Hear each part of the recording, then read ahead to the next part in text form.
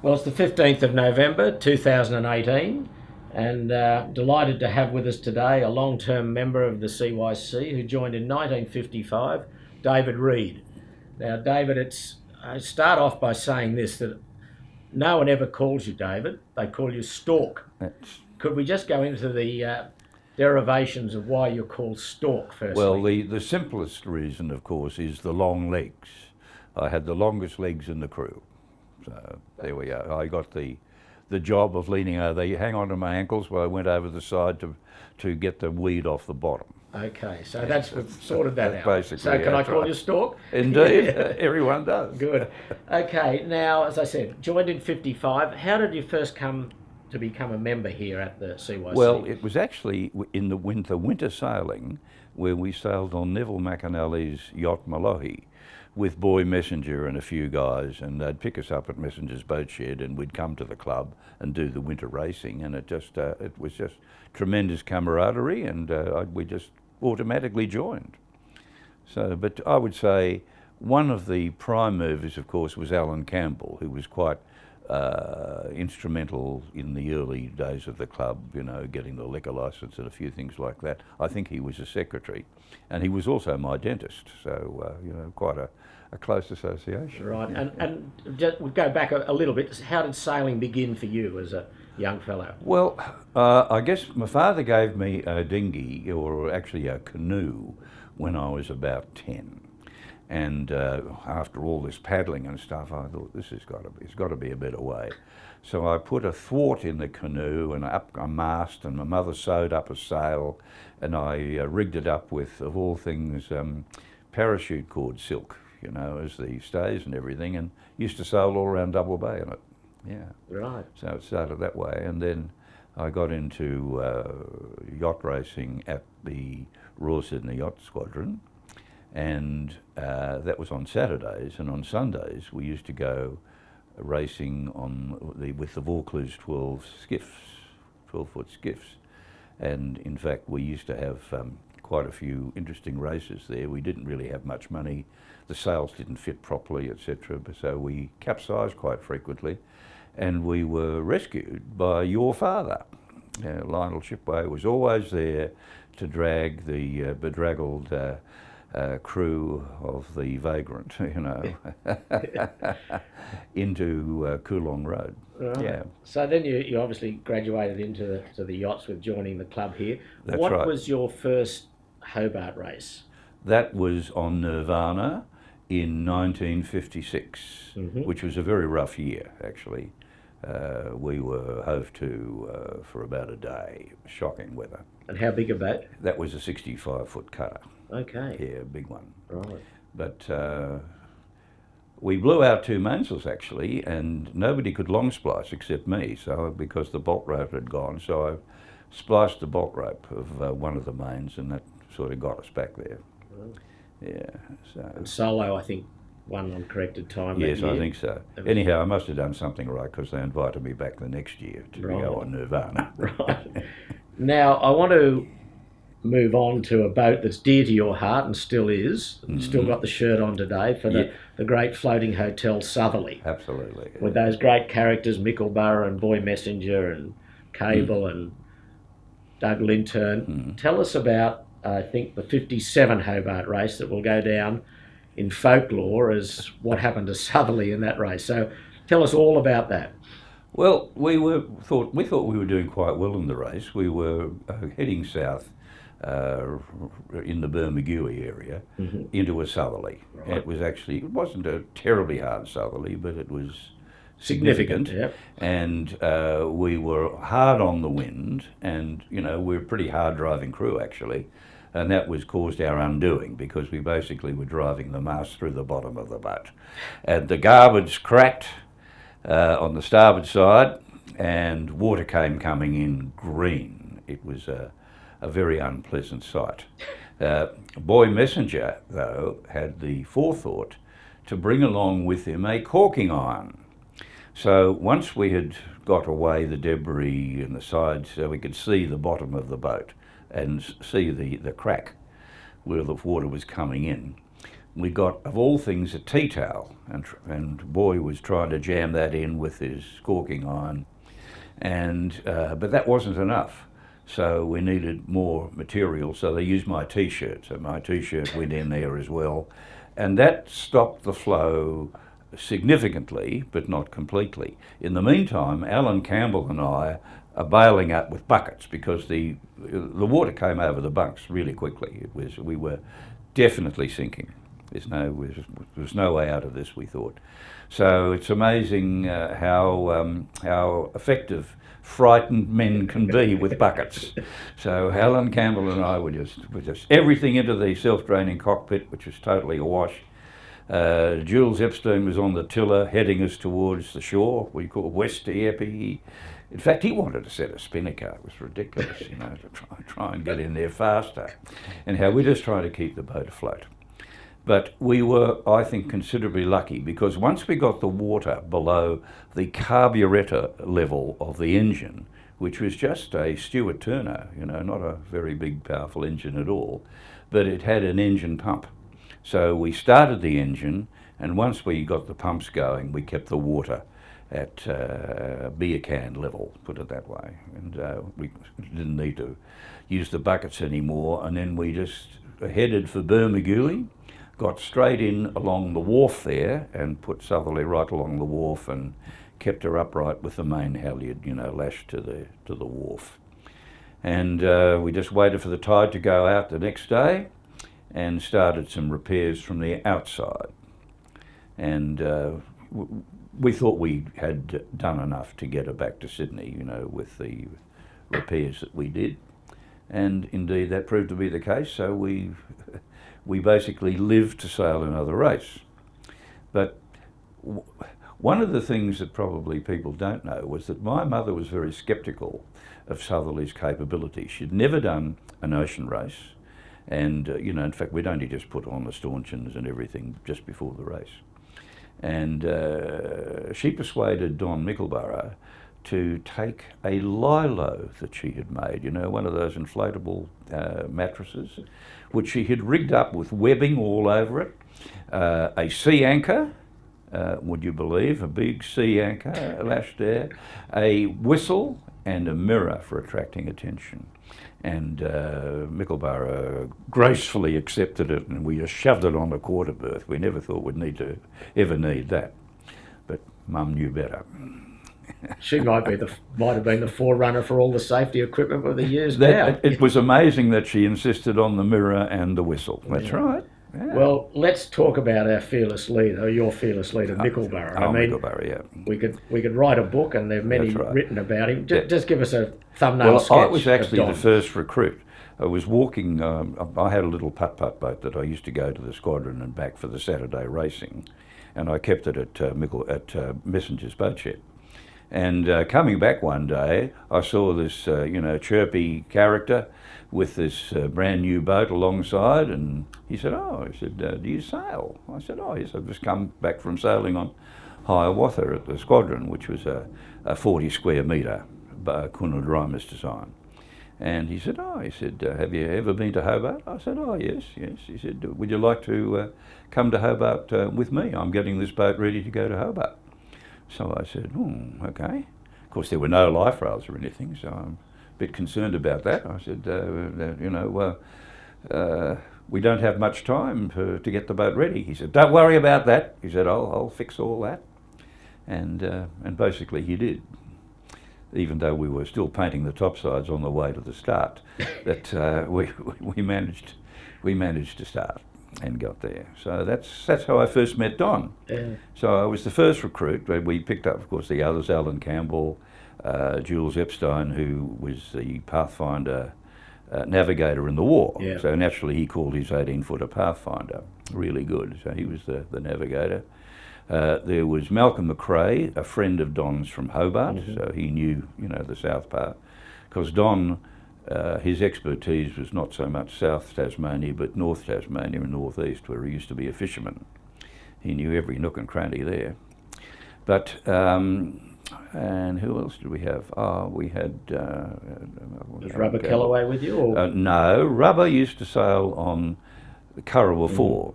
I used to sail with David Hebden, the guy that had this 12-foot skiff, with rubber, when we were dismasted on the 40 square metre Hiawatha. So we were out of action for about 4 months, so Currawah 4 wanted crew, so we just joined their crew. Well, it seemed as though whenever there was hijinks that Mickleborough wasn't far away from the centre of the hijinks. He had an amazing personality. He was magnetic. He attracted people, and he attracted amazing situations. Actually, it's hard to describe, but it's just he was always at the centre or not far from the centre of all these things. And the next year, 58, good success with Southerly. Yes, well, we got a third, which we were very pleased about. Yeah. That was good, and we. We did fairly consistently, actually, in the short ocean races. You do the Five Islands race down to Flinders and the Bird Island race, things like that. And then after that, you stayed in Australia for a little while, then you went overseas with business? No, I actually left Australia to join an international pharmaceutical company in 1962. And so I was away for 25 years, working all over the world, mostly in Asia and the Middle East, and I had a good career with old Pfizer International. It was excellent. But then they wanted me to go to New York, and I wanted to come back to Australia. That was it. Yeah. But then history dictates that a long time after you got third in Southerly in 58, you repeated that success in 95, I think, was it? With Southerly? Yes, it was, 95. 1995. The year after we won the 30-year veterans race. Correct. In the 50 year. Yes. That was it. So we were doing quite well. That's when we basically got Southerly back into racing trim. It took Mickleborough over 2 years to do it, and I used to come and help every weekend for the whole 2 years, but we really got Southerly right back into racing trim. And as a test, we did the Gold Coast race, and we won our division there. So we thought, oh, this looks good. So, it looks good for Hobart. So we've mentioned Mickleborough, and the club is he's one of the real heroes, although sadly he's no longer with us. Yep. What are some of the other characters that you met since you're joined here in 55? I'm sure there was old Yogi Bear, Phil Musgrave. Yeah. He was a constant crew member. And a constant nuisance. Well, yes, he didn't like officialdom much, did he? He certainly didn't, and he used to have a propensity to overdrink. Not that we were much farther behind, I have to say. Which affected his personality. Yeah. And I'll move on to Cable, the infamous Tony Cable. Tony Cable, yes. Well, I think he did his first Hobart, in Tarney, and then eventually gravitated to Southerly, and was a welcome addition. Always had something to say, and Tony is a really good hand. He can do anything. Well, he tells me that he did the 61 Montague race with you on Southerly. I think yes. Don Mickleborough had to go home to Tasmania for some commitments. That's right, and he did. Rubber was the skipper, Rubber Kellaway. That's right, Rubber was. You finished on the Tuesday, I think, didn't you? Or? No, we missed the island by about 12 hours. That's what happened, and.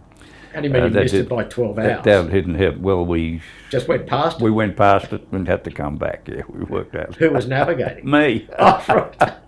Didn't get a good sunsight for the latitude. Yeah. Anyway, poor old Cable was worried he was going to lose his job because we were late, but it was there's just no wind on the way back. It was terrible. Yeah.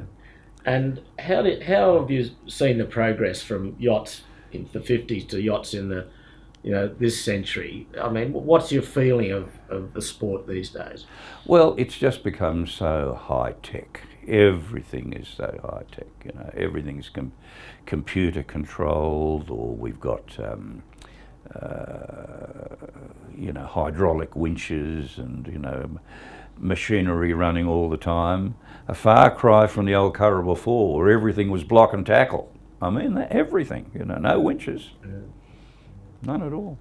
Did you do a Hobart on Currawah 4? No, not a Hobart, no. But you sailed a few miles on it? Just on the harbour races. Right, yeah. Right. Well, she was a mighty vessel, and I think she's being restored at the moment. Yes, I think so. Well, as she should be, because she's a very fast boat, beautiful boat, beautiful lines. Yeah. and she's very fast. And a great Sydney-Hobart record. Absolutely. Yes, always used to get first. Yeah, Yes. number 4. Yeah. And the Livingston brothers put a kangaroo on the sale, of course. Yes. That's right. Well, let's talk about the clubhouse that you've been a member of for so long. I mean, today we've just seen some wonderful renovations and carried out here, and it's a really world-class facility. It Yeah. always has been, but over the years you've seen it go from a little boat shed to what it is today. Well, I can always remember going up the little rickety stairs on the outside. You open the door, and on the left-hand side there were 4 poker machines, just very lonely. The ones where you put the 2 shillings in and pull the handle. There was a bar, roughly in the same position as it is now, but much smaller, and a huge sort of open area that you could do anything with. And it didn't have too many members at all, but the main thing was it did have a liquor license, because without that the clubs were you just didn't get people coming in. There were no libations, no refreshments. So I think Alan Campbell was instrumental in organising that, and that just made a huge difference. And once that happened, we got a lot more people coming. Notwithstanding the rickety stairs, I don't think anyone fell off or was injured, so that was a good start. And today, you like the club, the new club? Absolutely, Yeah. I think it's a magnificent achievement and far superior. Absolutely. Yes, it's a work, especially the downstairs area. I think they've done a Well, I fantastic think job that there. to me is the big change, because the Sydney-Hobart bar was always just so pokey, and there just wasn't enough room for people to really spread out and relax. And I always thought that also meant they weren't staying long enough and spending as much. But now it's completely opened up. It's fabulous, really good. And Coasters Retreat is still the same, which is good. They've kept that. MIckleborough's Corner is still there, I see. Thursday night, it's a popular place for all the old cronies. All the old farts get there, yes, most especially me. It's not quite an exclusive octogenarian club, but getting close. Rob McCauley, he's 85. Yeah. And Stork, these days you're still involved work-wise. You've got on a few boards. I'm a counsellor for HCF, an unremunerated position, but because of my sort of history of working in the health area, with whether it's pharmaceuticals or health insurance, I've always had an interest in it, so I still do that, and it keeps me busy.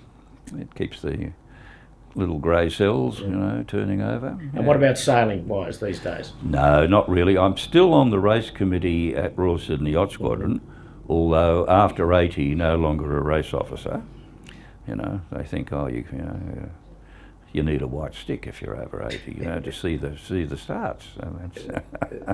But I do flags. Right. So just good to get out there and see the boats. And you've got still a keen interest in the Sydney-Hobart race, or the Rolex Sydney-Hobart race. Absolutely, these days, on the Rolex Sydney-Hobart race. Yeah, where I live, I've got a fantastic view of the start, so I don't need to get onto the ferry. Right. And I can even see them go past Bondi on the other side of the place. That's good. So, memories. I mean, there are many and varied from the club. What are your sort of fondest memories of the boats and the people? And the camaraderie that we enjoyed with the older boats, such as, with Cannon Maris, of course, Sidey Hammond, was involved with Ian Keenan with that. The Yanzoon crew, particularly, we were always close. It just goes right back, but we all became very close friends, and everyone knew everyone else. And we get to Hobart, of course, we'd have a few little drinks and things like that before the quiet little drink. Yeah. So and that's a bit lost today, I think, isn't it? I mean, boats get in I there think yes, it is. Crews The come boats home very quickly, and well, a lot of them are very professional, and everything is just so high tech. They're in there, and of course the professionals are in for the next race. So, the opportunity of enjoying that camaraderie is evaporated. That's it. Well, David, I'll call you David for the final time. Right, yeah. It's been great. I mean, you're Yes. one of the real characters at this club. It's Yeah. wonderful to see you still in good health and taking such an interest in the club. Yep. And people like you, I mean, we rely on you to tell the story of people gone past, of the Mickleboroughs and the Sidey Hammonds, because they form such an indelible part of this They did. club, and it's wonderful that you're able to relate some of those memories, good and bad, Yeah. Yes. and still have a lot of fun. So, Stork, thank Yep. you very much. Enjoy good health, and thank you for your time here today. Thank you, Peter.